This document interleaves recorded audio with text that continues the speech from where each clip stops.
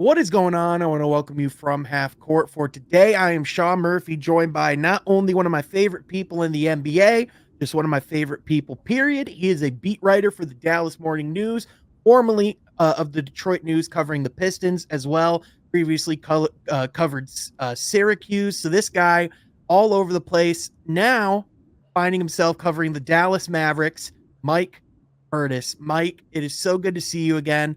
How are you doing? Thank you so much for taking time to come out and joining me today.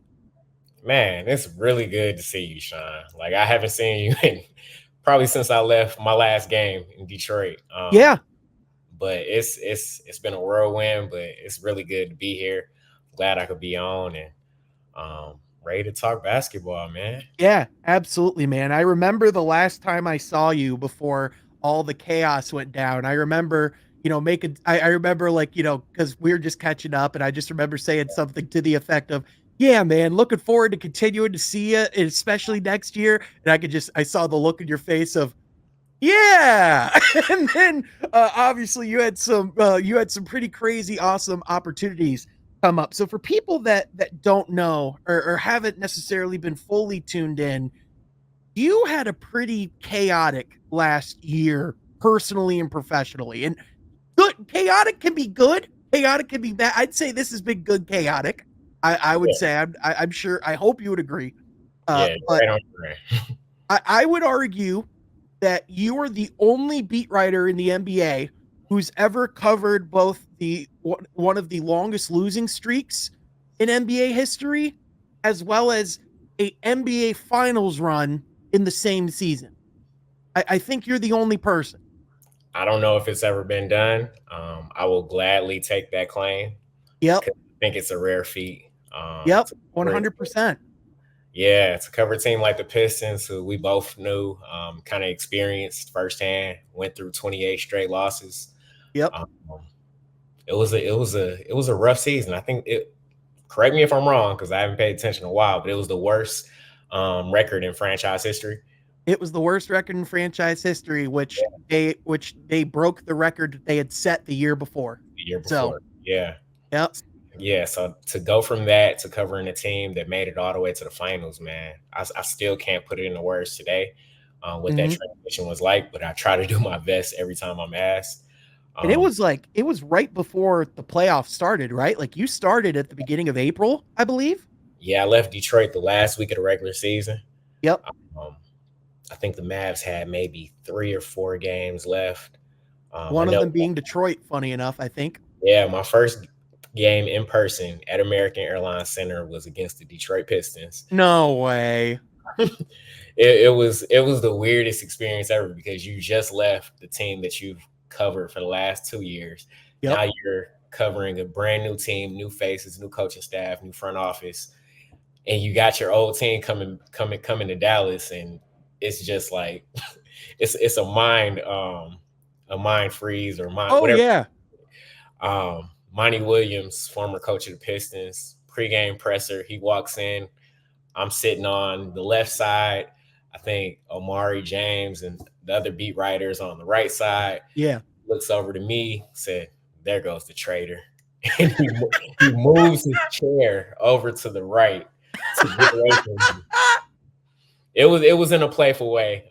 Yeah. Monty Yeah. had that kind of like humor where we could kind of joke like that, but it was Despite definitely a funny despite thing. everything that happened this last season, he wasn't a complete robot. There were moments where Monty showed his personality a bit. But that's an awesome story. I love to hear that. Yeah, it was fun, man. And ironically, the Pistons won that game. Yeah. Yeah, that's right. I forgot about that. One of the few that they won.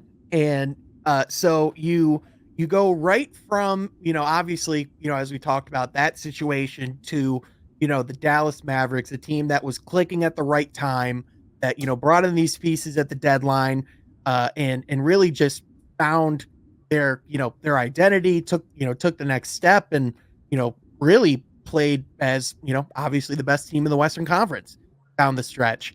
As someone that saw both of those teams up close and and saw the one group take the step back and the other group take the step forward, what are some of the differences between teams like that? Obviously, you were around one a lot longer than the other, so there's, and not every situation, is one and the same.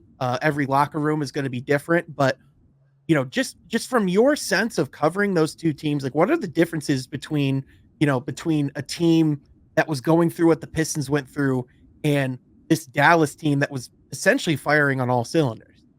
Yeah, it's funny because from when you first look at the Pistons, you see a young group, you see a lot of young, talented players um, who are probably good individually. They probably just don't fit together as a collective. And I think the first thing that I noticed instantly when I got to Dallas is, all right, you got these two stars in Luka and Kyrie, and kind of everyone else, but everyone knows their role. Whether it's Luka and Kyrie, their main jobs is to score, facilitate, set the offense up, and then you got their role players, which was comprised of you had Derrick Jones Jr., whose Yep. main job was to defend and catch lobs and finish at the rim. He's now with the Clippers now, obviously after this offseason. But you got PJ Washington and Daniel Gafford, who were two big, major midseason additions that the Mavericks were able to acquire from Charlotte and from Washington. They completely changed the dynamic of their team just because they brought a defensive intensity that they didn't have prior to. You got Derek Lively the second, who is a phenomenal young center that I think is going to have a really promising career. The He's most able underrated rookie from last year's class, I would probably argue. Yeah. Like he was able to be a lob threat. He's able to be a rim protector. He sets really good screens. He plays the perimeter very well on defensive end. And he's still young. He's still figuring it out. But I think he's going to be really big for this team going forward. You got Tim Hardaway Jr., who's now in Detroit. Hmm. Main job on that team was to come off the bench and score as much as he could. Obviously, he had a limited role in the playoffs, but you got guys like Josh Green, Jaden Hardy, Detroit native, um, Dante Exum. When I first got here, he was lighting it up from 3-point range. Shot almost 50% or at 50% for the regular season, which was a career high for him from three. But everybody knew their role. I think with Detroit, you got a bunch of young guys. Obviously, Cade is the focal piece in that. He just got the big extension. So he's going to be that centerpiece going forward. Everyone knows that it's pretty much his team, but then you got a lot of young guys around him who are trying to figure it out at the exact same time. You got Yeah. Justin Ivey, who's trying to come into his own and establish himself as a scorer. You got Jalen Duren, who obviously his first time really playing with Cade was last year, was able to build a lot of chemistry with him and a lob threat in the pick and roll. And then you got Asar Thompson coming in as well, Marcus Sasser. And then you had some veterans, but the veterans' job was kind of at times to let the young guys cook. um, Yep. because it's going to be their show going forward. Like Bojan Bogdanovic, Alec Burks, they were able to give them some relief scoring, but everybody was trying to figure it out at the same time. I feel like in Detroit, where in Yep. Dallas, everybody knows exactly what they're supposed to do. Yeah, I think there's, there's really something to be said. This is a term I use all the time on, like on the podcast, like being a superstar in your role, Mhm. right? And I think that that Dallas team, like two names that really stuck out to me, particular in that playoff run, like Derrick Jones Jr. You brought him up, a guy who was seen as kind of a relatively he was a decently known role player. I would say he had some name recognition, but otherwise, like wasn't really looked at that highly throughout the league. He was probably the biggest one of if not the biggest free agent acquisition for Dallas last year when they thought it was going to be like a Grant Williams. And then, like PJ Washington, who, probably had a stigma to him because of his time in Charlotte and being, part of the Hornets. When you're part of a losing franchise for years, people think, automatically assume, oh, well, that's you. But the second he goes to a situation like Dallas and, has a much more defined role and much more, defined expectations, he thrives, he flourishes, right? And, kind of looking at like what the, just, talking a little bit about like what the Pistons did, like this offseason, bringing in like a Malik Beasley, going and getting, like a Tobias Harris. You talk about players who like knew their roles and have that clarity. I think Detroit went and got guys who not only can play, but also I think, like you said, they know who they are as people and as players. Mhm. And I think because of that, I think, I'm not saying Detroit's going to come out and, fire on all cylinders this next season. They still have a lot that they need to figure out. But I think the roster gives guys like Cade and Asar and a lot of their younger players, it gives them a better chance and puts less pressure on them to do everything. What, just from your perspective, what have been, your thoughts and impressions on what you've seen, just from from this new regime thus far in Detroit? Yeah, yeah, I like what they've done. The pieces that they've gotten, I think they complement their core nucleus very well. Obviously, you already got Cade. You went and got Tobias Harris, somebody who knows, like you said, exactly who he is. He can go get you a bucket. He has the length. He's versatile. Um, he can be your second scoring option on that team. You got a guy like Malik Beasley, who's a sniper from 3-point range, former 3-point champion. Um, I think it's going to be interesting how JB Bickerstaff kind of sets everything up. I want to see what his rotations are going to look like. Yep. I'll definitely be watching from afar, but you got Marcus Sasser and Asar coming into their second years in the league. Obviously, we haven't seen much of Asar since he was ruled out for the rest of the season with those blood clots. Yep. Um, but I think it's going to be interesting when you throw in the new additions to see what this group will look like, because you Yeah. don't have guys that are particularly, I want to say, they're right they're right where they need to be in their prime, Yep. to like not be able to need any more development, so they can let the young guys develop around them. If you need Right. to call a timeout and run something for Tobias to get you a bucket, you probably can do that.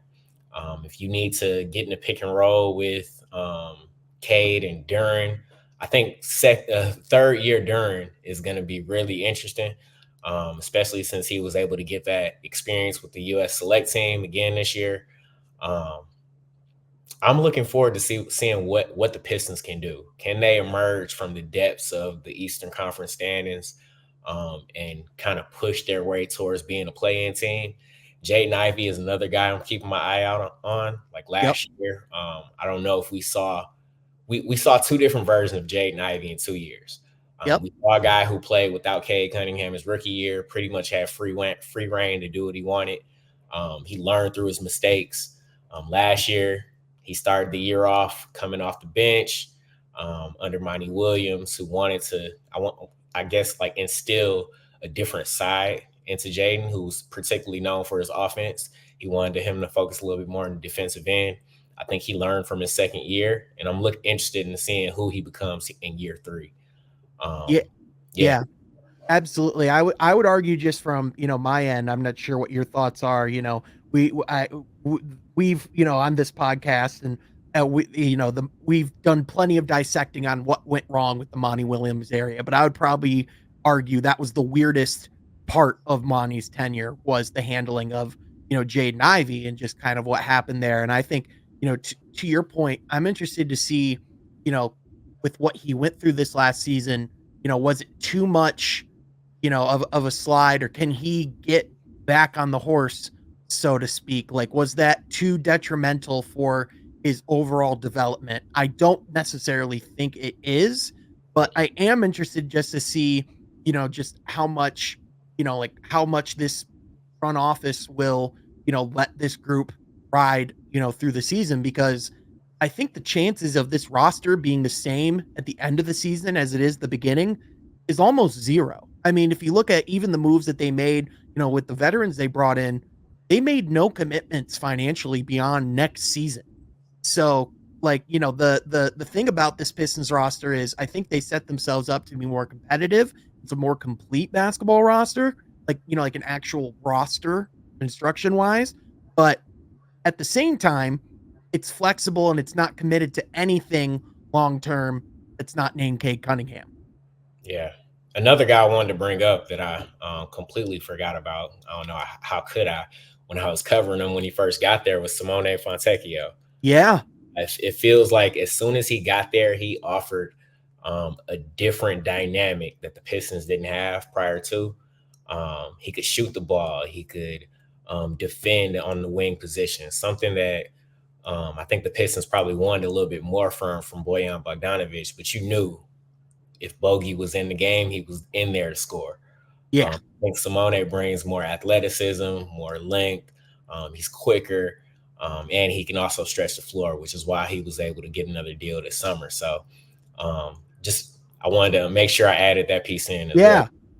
No, I'm glad that you did because I think he's a real X factor as well of Detroit taking the next step. And I think what I'm looking forward to with Simone this season is seeing what he can do while not having nearly as much pressure on him to go out and succeed. Like he shot such a high volume when he came, into Detroit and was really kind of took over that Bojan role for the rest of the season. And now coming in, with, being alongside of Tobias Harris and a Malik Beasley, even adding Ron Holland to the rotation as well. There's not going to be nearly as much pressure on him to go out and do it all.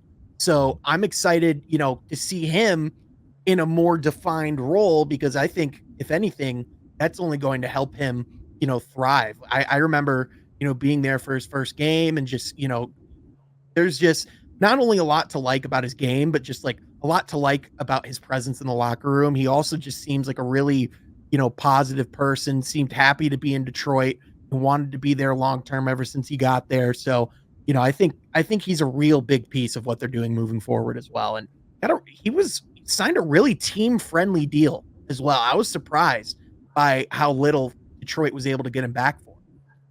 Yeah, I think Trajan Langdon has done a really good job of just facilitating different moves, adding different pieces, Yep. making sure that they have enough cap space still left over. Afterwards, obviously, you got to use what you got with the CBA these days, but just Yep. making sure that they have like cap flexibility for the future. And we know that was something that Troy Weaver kind of wanted to. He wanted to clean up the books. He wanted to get Detroit in a good financial space when he first got there. Yep. Wasn't able to get the team where it needed to be on the court, but I think Trajan's done a really good job so far. Yeah, and with Trajan, I know you really haven't been able to be up close and personal. I'm not sure if you've ever, like cross paths with Trajan or not, but what I can tell you from my end is that the franchises, the confidence in him that they've displayed publicly is no joke. They are really confident in him, and a thing that is kind of crazy. I didn't really realize until I went back and thought about it. He is the first dedicated president of basketball operations the Pistons have had since Joe Dumars. Like, which, you think about how long that's been. They had Stan Van Gundy, who filled that role for a little bit, but he was also coaching, which Yeah. I would really argue, those are two full-time jobs. You can't really do it justice, while also being a head coach. And, obviously there are those few years where they had Ed Stefanski run things as senior advisor. Then, Troy Weaver was the general manager, but he was never really given that cachet, in the front office per se. So, this is the most defined even the front office has been for Detroit in a while too. And, for all intents and purposes, I think they got some people who, have a lot of experience in helping teams like Detroit get out of these types of holes. Yeah. And bringing in JB Bickerstaff as well. He took I want to say it was a 22 win Cavaliers team and kind of doubled it the next season, turned Yeah. it from 22 to 44. They were able to make the playoffs, if I'm not mistaken. So Yep. he has the experience of playing with developing young teams and getting them to where they need to be as well. So I'm interested in seeing where he takes this group. Yeah, and I don't even think JB should have been fired from Cleveland, full transparency. I think he did really well with that group. They only went up every single year.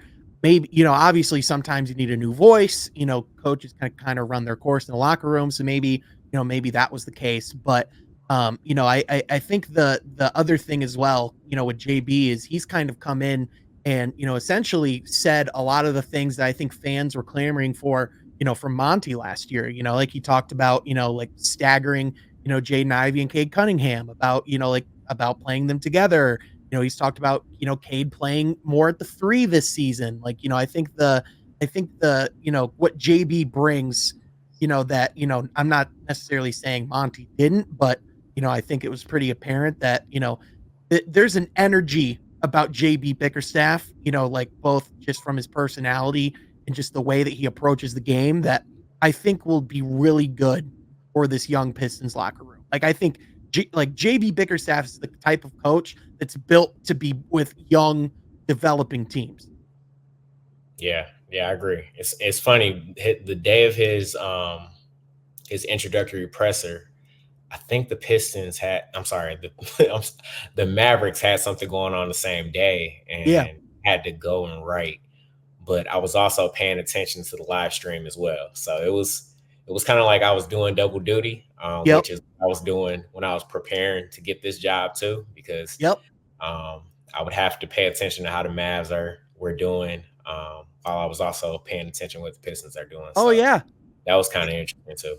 Yeah, you got to do your homework. You got to study and show that you know what's going on in Dallas. Like that's a lot to juggle, man. And it's not Yeah, like you came into a team that didn't really have a whole lot going on. Like they were actively in the process of selling the team. They had the playoff run. Like, just a couple minor things you had to come in and cover. No big deal.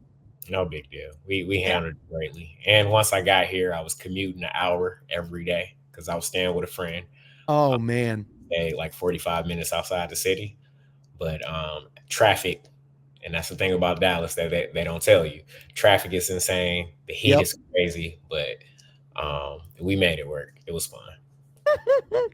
Oh man, yeah, that is just absolutely crazy. And speaking of Dallas, I think obviously the player that people are gravitated to is Luka Doncic. I mean, he's one of the generational talents that we have in this league. I mean, he just makes it look natural. I would argue he's the player that has perhaps one of, if not the most complete offensive game in the league. And I think obviously with the way that he's played thus far has a potential to go down as a top 10 all-time player, which I don't think is very crazy to say, just from his talent and what he's able to do. You've been able to cover him for a few months now, and obviously you were able to cover Cade Cunningham for for a few years. And he obviously, I think the guy that Cade's game might be most closely compared to is Luka, although I don't think it's a one-to-one translation necessarily. From your perspective, what are the similarities between those two, and what are the differences? Like what's the gap between a Cade Cunningham and a Luka Doncic? Yeah, you got two guys who are literally the same type of body type. Mhm. Lucas 7, K 6'6". Lucas 230, K's 220. It's interesting because they both have the body and builds of threes, but they play the point guard. Yep. Um, they command the ball, they facilitate the offense. Um, I can see where the similarity can is. They can rebound the ball. They're very versatile on the offensive end. I think Cade is more. I want to say we. I think Cade is more athletic, obviously, than Yeah. Luka. Yep. They're both not really quick guards. Like, of course, we know how fast Jaden Ivey is, um, Unreal. but I think where it separates is the amount of shots that Luka gets and takes, and how much of the offense is literally being ran through him. Yeah. I'm looking at both of their shot attempts per game from last year. Um, oh, now my iPad wants to freeze on me. Oh, no worries, man.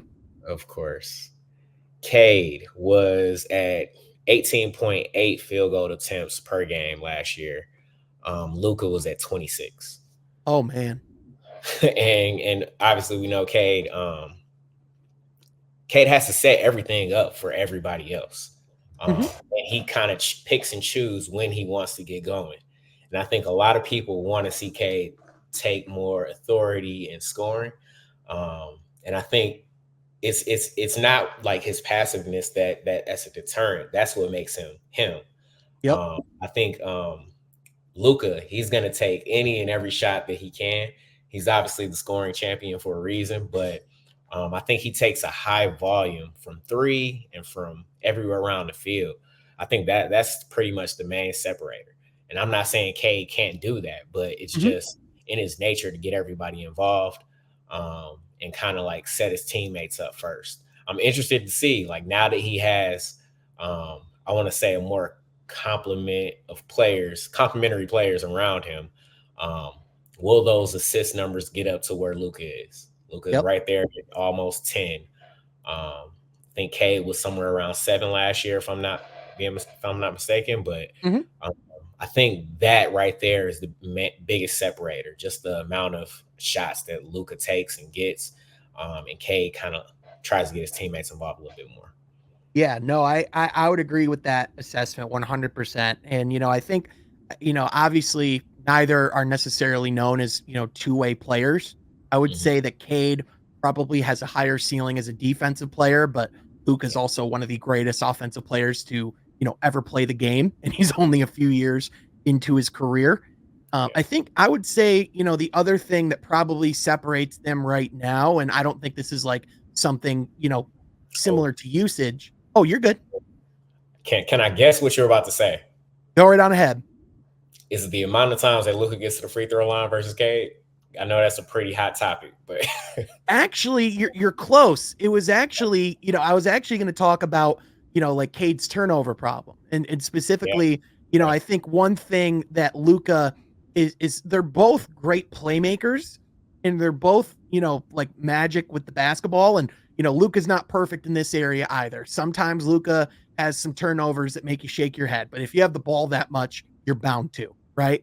But I think the thing that separates them to me is I think still Luca as a playmaker in those quick, those very quick situations, I think on the fly is probably a better improviser at this current time than a Cade is. I think a lot of that you can also attribute, to the spacing. I mean, Cade played in the spacing equivalent of a straitjacket last yeah, season. That's the term I like to use to describe it. And so I would imagine if you give him, that better complementary cast, that a lot of those turnovers go down and those assist numbers go up.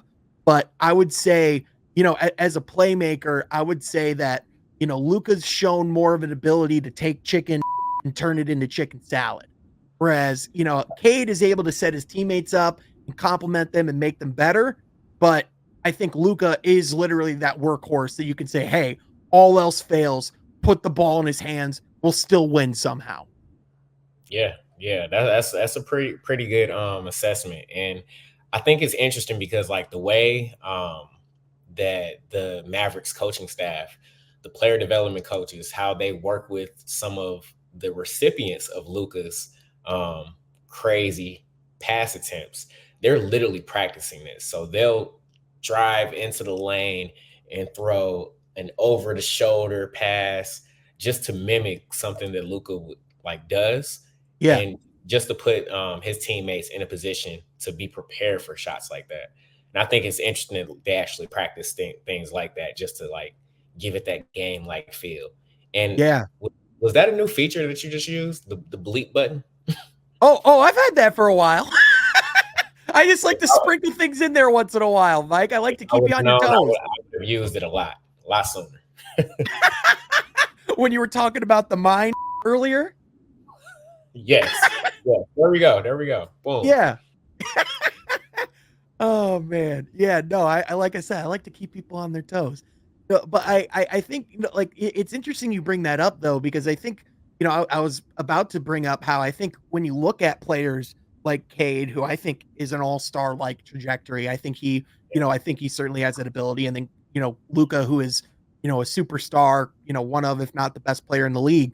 In my opinion, the things that separate and differentiate like these types of players are those little things, the like the minuscule stuff. Like when you're one of the top 250 basketball players in the world, the things that separate you to me are a lot more upstairs than they are downstairs. Like everyone, like the athleticism between a LeBron James in a lot of other players, it's probably a bad example because LeBron's literally one of the greatest athletes to ever live.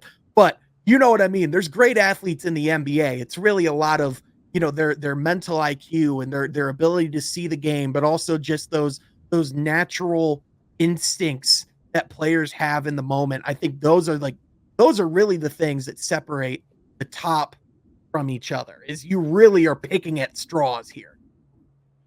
Yeah, I agree. Yeah. And so like I think when, like it's interesting, like hearing your perspective on that because you have seen both players up close. And I do think, like with this upcoming supporting cast, like I'm not sure what you think, but I do think that, Cade Cunningham is set up in a real way to succeed. But I think you alluded to another player that has year 3 for him coming up that I think, we talk about Cade being a potential all-star. I think you Mm. could also make a real argument that Jalen Duren could have an all-star type season if he does what I think people think he could do because I mean, he is an athletic freak. Yeah, And when the Pistons were playing their best basketball this season, it was when he was that defensive anchor that looked like the miniature version of Bam Adebayo. Like when he is on that level on that side of the court, in my opinion, that's the thing that takes the Pistons to the next level. Like I think Cade can, go out and have, an incredible offensive season, set all sorts of franchise records. But if Jalen Duren isn't that anchor defensively, I don't know what we're talking about. yeah. I know it's such a small sample size, and a lot of Pistons remember this time. But last year, to start the season, when the Pistons held their first 3 opponents to less than 100 points, it was the Chicago Bulls, the Miami Heat, and the Charlotte Hornets, if I'm not mistaken. Yep. Um, and granted, those aren't the most highest scoring teams whatsoever. But the fact that it was done in this era of the game, with the roster that Detroit had, I think that showed a lot of promise for people. And Jalen Duren was right at the center of that. The Yep. immediate chemistry that he had with Cade Cunningham was promising. The effort and intensity that he was showing on the defensive end before he had those ankle injuries, I think that gave a lot of people. It gave everyone a preview of what he's capable of. He Yep. just needs to do it on a consistent basis. And I'm not sure if he ever kind of recovered from those ankle injuries. Yeah. As once he started wearing the ankle braces, I think that's when he played literally his biggest stretch of the season, to close it out. But yeah, you're right. I think Jalen Duren's like potential is off the charts if he just adds that willingness to want to defend and use that athleticism to go after every shot, get his timing right, get his positioning, um, just give extra efforts. I think he'll be the player that most people project him to be. Yeah, and I mean, this is the guy who has, almost 130 games played, and he's not even 21. Yeah, He's 6'10", 250. His wingspan's insane. Like you brought up that, that natural chemistry that those two have, and you talk about, their, potential in the pick and roll and what they can do there. And I think Duren can certainly, do a lot of things on the offensive end that are intriguing. He already does, but it's almost kind of similar to, like an Andre Drummond situation, funny enough, where, like you can do all these, things, rebounding wise, offensive wise, but to me, you're not going to be seen in that, that top echelon until you become that guy on the defensive side of the ball. And, like I think Jalen Duren has all the potential in the world. And in my opinion is like, you know, one of, if not the most primed in the league to be able to take that type of year 3 jump that we see players take. yeah, it was interesting. I think last year, once they kind of let him get a little loose with the ball, we started seeing him bring it up the court. After grabbing a rebound, we started seeing him kind of like just facilitate. Um, Obviously getting DHOs, it unlocked a different part of his game. He was taking mid range shots every now and Yep. then. Some of them weren't going in, but there were the occasional few that did go in. You start to see big picture what he could be, somewhere down the line. I don't anticipate that we'll see him taking a lot of threes in the near future, but Yeah. if he can get that defense down, if he can continue to show flashes on the offensive end, that he can do a little bit more than just being a rim runner and being in the pick and roll, I think he'll be a really good player. Yeah, 100%. And, another guy I think as well, Asar Thompson, you brought up, he, you know, missed a lot of time last year because of his blood clot situation. But when he was healthy and, before all the losing went down, I mean, this was a guy that was one of the league leaders in rebounding. And I Yeah. believe he was also one of the league leaders in shot blocking for the first couple of weeks as well. And he's 6'7" Mm-hmm. and 19 or 21. My apologies, but still insanely young. Yeah, he was For me, a walking highlight. yep, You could count on it every night that he was going to do something that you probably hadn't seen from a yep, Pistons player, let alone anyone else in the NBA. Just from the sheer amount of athleticism that he had, yeah, jumping everywhere, second efforts on multiple block attempts, put back dunks. I think I saw a compilation of all his put back dunks from last season, sometime last week, and I was like, I forgot about a handful of these, but he was yep. just cleaning up the glass every chance he got. Yeah, absolutely filthy. And I would argue if there's any player that's going to benefit the most from Fred Vinson joining that coaching staff in Yeah, Detroit, it's going to be Asar Thompson. And yeah, the report is they're already working with each other every single day. They're in the gym, working on that. Really that's the, area to me, development wise that I think can really help this Pistons team. I think, not that they didn't have player development people, on staff or that this wasn't something that they were actively working on, but it really makes a big difference when you have a shooting coach that has a pedigree and a history of helping guys take that next step and grow in their jump shot because it almost just kind of felt like before Detroit was essentially almost kind of hoping and praying that guys would take that next step, whereas now I think you have someone that really knows and understands how to take that next step and how to improve your jump shot. yeah. It's interesting because John Beeline was one of those guys that would help the Pistons with their shooting motions, with their Yep. form, making sure they're positioned right. And now that you got a guy like Fred Vinson who has a track record of getting guys their 3-point percentage up, I'm interested to see what he does with a guy like Asar and a guy like Ron Holland, who's Yep. mentioned Fred already. I had a conversation with him probably last month when he was hosting his basketball camp here in Duncanville, Texas, where he attended high school. And the thing that stuck out to me the most, he mentioned that on his own, but he also mentioned just the amount of competitiveness that he's trying to bring to the city. Um, I think that is gonna, when you have a certain type of competitiveness, that means you have a certain type of work ethic, and Yep. then that'll translate to the court. So I'm looking Yeah. forward to seeing what Ron Holland does as well. I was just about to ask you about, like what your thoughts were on him. Obviously, I would imagine this was probably the draft you did the least amount of work on because of everything, that you had going on. But, obviously Ron Holland was kind of seen as a surprise pick. I think with just how much up in the air there was with this class, I think it was hard to really, you know, really put a finger on who would go 5, where guys would go overall in the top 10. I think some people viewed, Ron Holland as a reach, but you bring up that competitive fire. I think something that's interesting and is kind of an underrated aspect of Ron Holland is if there's any player that understands what Detroit went through last season without being in their locker room, it's him. Because that G League Ignite season last year was something I think athletes think about as a hell scenario. I think they only won like 3 or 4 games. He was the number 1 option on a team full of young players going up against veterans every single night. And obviously there were a lot of highs and a lot of lows that came with that, but you bring up his competitive fire and his intensity. I think the fact that you have a guy who comes in and immediately understands what these last few years have meant to the city of Detroit and to this franchise, I think that's something that can really, you know, it's one of those like matches made in heaven type moments, in my opinion. Is I think there's something to be said about someone who can understand your struggle. Yeah, and he's coming in with familiarity. Like he has a guy like Cade Cunningham who went through the same thing that he just went through. Yep.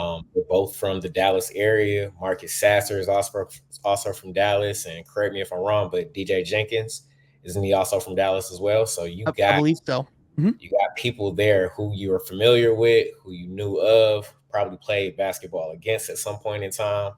Um, and just that right there in itself, somebody, if you need to talk to somebody about, hey, um, we're going through this losing streak, and trust me, I've been here before on this end in the G League. Cade has obviously been through it at the NBA level.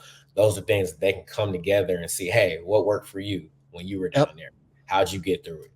What worked for y'all during the 28 game losing streak? How was that? How did you block out all the noise? Because you know it's going to be a lot of negativity thrown your way during something like that. All eyes are going to be like on you. So I think the fact that they had those similarities, that'll be good for chemistry. Yeah, I think so too. And I still wonder how much of a role he'll actually have this season within the rotation. I would imagine that, with the amount of veterans, in house, and also just with the fact that he won't have to be relied on in the same way that a Cade and a Sar and an Ivy were day one. I would imagine that they bring him along a little bit more slowly and, kind of, allow him to be in positions where he can succeed a little bit more. And, I think there's a lot of upside there that I'm looking forward to seeing explored. Um, one last thing I kind of wanted to talk about before we wrapped up the pod. I'd be remiss if I didn't ask you about the Mavericks and what they have coming up this upcoming season. Obviously, coming off of a finals run, they over the off season, I think they made some really good moves. They lost a pretty big piece of that finals run last year in Derek Jones Jr. Going to the Clippers. They were able to bring in Najee Marshall in replacement. The perhaps the biggest move that somehow simultaneously went under the radar this offseason, Klay Thompson is now a Dallas Maverick, which is just something that is still weird to say out loud, but he is a Dallas Maverick. This is a team that, when you look at it on paper, should be primed to, represent the Western Conference yet again, and could potentially, be primed to lift that Larry O'Brien. But from your perspective, what do you think of this Dallas team that they're bringing in? Obviously mostly the same, but with some different ancillary pieces. And what do you think this team has to do to get over that hump that they couldn't last season? What are the ways that this team has to improve? Yeah, I think on paper it's an improved roster. If we're just looking strictly from the additions to subtractions, you add a guy like Klay Thompson, who is going to go into that starting lineup with Kyrie Irving and Luka Doncic, and he gives them something that this team hasn't had: an instant 3-point threat, a sharpshooter, who consistently can knock down 39 to 40% of his threes on a nightly basis. I think he's only shot below 40% twice in his NBA career. And that was last season and the year before the year during his surgery, his two major leg surgeries. It's going to be interesting because let's say that's the Tim Hardaway Jr. replacement. That's a pretty good replacement for Tim Hardaway. That's a supercharged if all he has to do is just be like a supercharged Tim Hardaway Jr., that is going to fit seamlessly. Yeah, we know he's a little bit older. He can't move like he once did. He's not the all defender that he used to be. But if he can just be solid and consistent, I think that'll be good for this Mavericks team. Najee Marshall, you mentioned, who was the quote unquote Derrick Jones Jr. replacement. He likely will be coming in off the bench in that second unit, but he's going to be their lockdown defender. I think he's going to be in the game in crunch time when they need to stop. He's going to handle the bulk of those defensive responsibilities on the best perimeter player on the floor, whether that's Shai Gilgeous-Alexander, Anthony Edwards, Damian Lillard, Jason Tatum, Jaylen Brown, just whoever has the ball. I think the Mavericks are going to use him along with PJ Washington and just the bulk of just the Dallas Mavericks wings just to kind of use on the defensive end. Bringing a guy like Quentin Grimes, who was hurt in Detroit last year. let's say he's the Josh Green replacement. Josh Green came in off the bench, gave you a lot of energy, shot the three when he could. And that's essentially what they want from Quentin Grimes. And I asked him during his introductory presser. I know last time we saw each other, it was in Detroit, and you were dealing with nagging knee injury. Where are you today? Are you healthy? He said he's been healthy. He said he's 100%. He's ready for this new opportunity. He's from Texas, so he's looking at it like a homecoming. So from the addition subtraction method, I think that the Mavericks are a better team on Mhm. paper, but you still got to go play the games. Nothing is given. You got to go earn it. Um, I think the sooner this team builds chemistry, the sooner they're able to kind of get into playoff mode sooner than they did last year. I think last year they won 16 out of 18 games at one point, and that was when they climbed pretty much. When I was interviewing for the job, they were hovering around the play-in tournament. By the time I accepted and got here, I think they were the fifth seed in the West, and they were about to lock that fifth seed up to go against the Clippers in the first round. So they went on a crazy run just to get to that point. If they can start out hot and kind of assert their will in the Western Conference and somehow finish with the top four seed in the West so they can have home court advantage so they don't have to go on the road or start a series on the road every year like they did last year, I think they'll be in a good position to get back to the finals. But I think it's a good team. They just got to figure out chemistry wise where Clay is going to get his shots. I know Jay Kidd's going to be itching at the chance to just draw something up so he can get a good shot. And then can he coexist with Luka Doncic and Kyrie Irving? I think that's the biggest question right there. Are those guys? Those are two ISO heavy guys. We'll see how they're gonna try to integrate him into that group. So I'm looking forward to it, man. I know I've been blabbing, but blabbing. No, no, Um, this is all gold, man. This is great. I'm also like Dallas is just one of the teams I have circled that I'm just the most intrigued by. Not just this year, but just over the next few years. Big picture wise, there's just a lot happening in Dallas that to me is just fascinating. My one concern, with the Mavericks is, and I think it's really the only thing that can get in the way of them winning a championship in the next few years is the health of Luka Doncic. And, specifically, I think maybe the talk about his conditioning is kind of a little overblown. I think he's shown that he's been able to work through injuries and play, just, whatever circumstance he's in and still looks pretty dang effective no matter what percentage, he says that he's at. But we were just talking about it right before we started recording. Luka has one of, if not perhaps the craziest schedule of any player in basketball. I mean, the requirements on his plate to not only fulfill his role for the Dallas Mavericks, but he essentially has to play in something every summer for his or for his home country because it's not a guarantee that they make the World Cup or that they make the Olympics, and they're not getting there if he's not playing. And then he has his responsibilities with Jordan Brand, and he has all these different things. If I'm the Dallas Mavericks, how do you manage all of these things? Because it's not like you're going to tell him to slow down during the regular season because obviously there's accolades, but there's also your record and your positioning for the playoffs.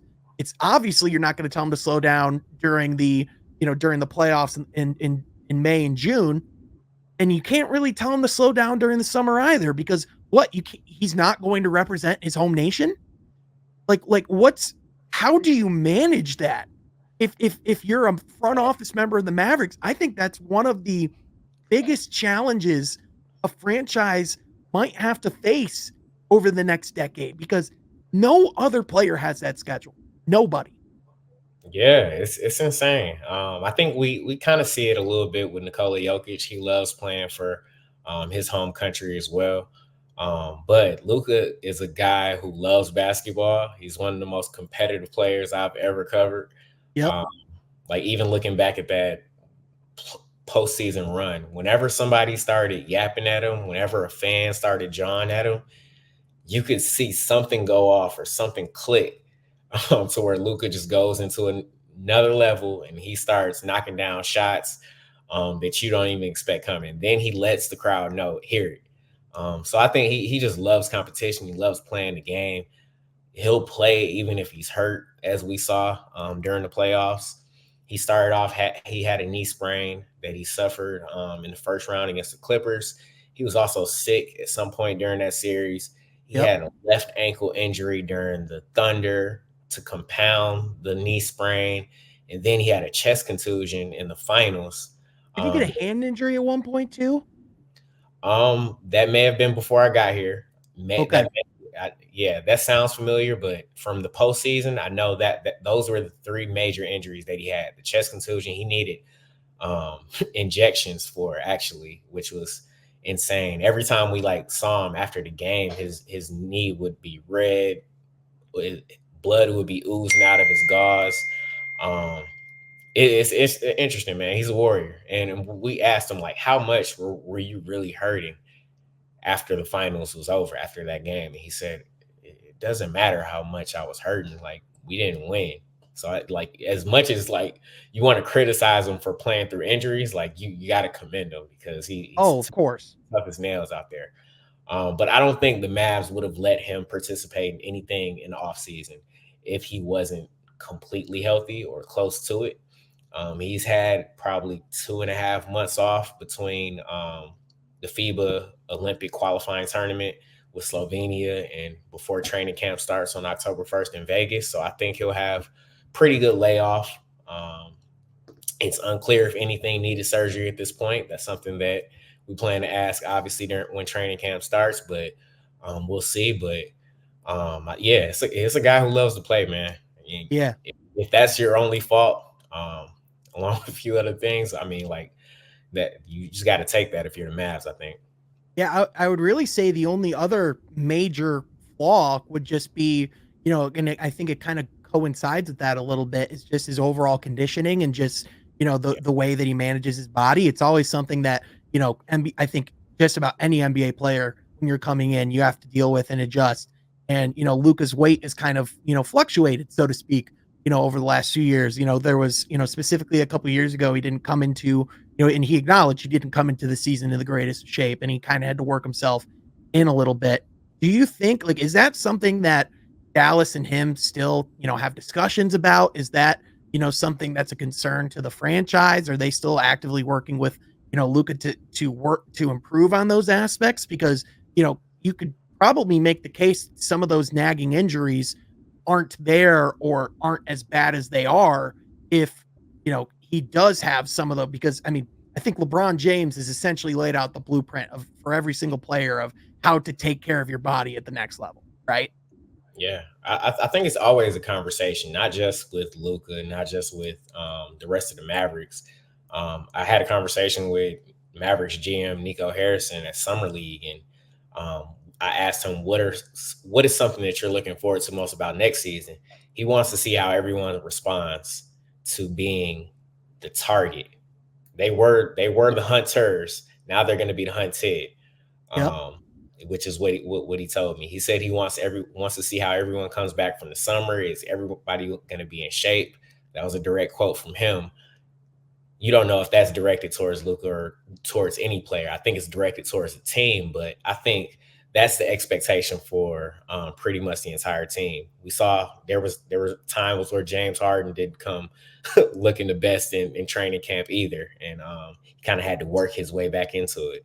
I think I saw a clip where LeBron said it takes him probably 2 weeks on average to get back into playing game shape. So maybe some guys are just like that or wired like Yeah. that. I think it's always going to be just in the back of your mind since it was a concern early in Luka's career. Yeah. I mean, it's even a conversation for like a Cade Cunningham too, right? Like the whole conversation with him is how can he, continue to work to be able to last a full 82 game season. And listen, I think he would have played a lot more games this last year if there was something to play for.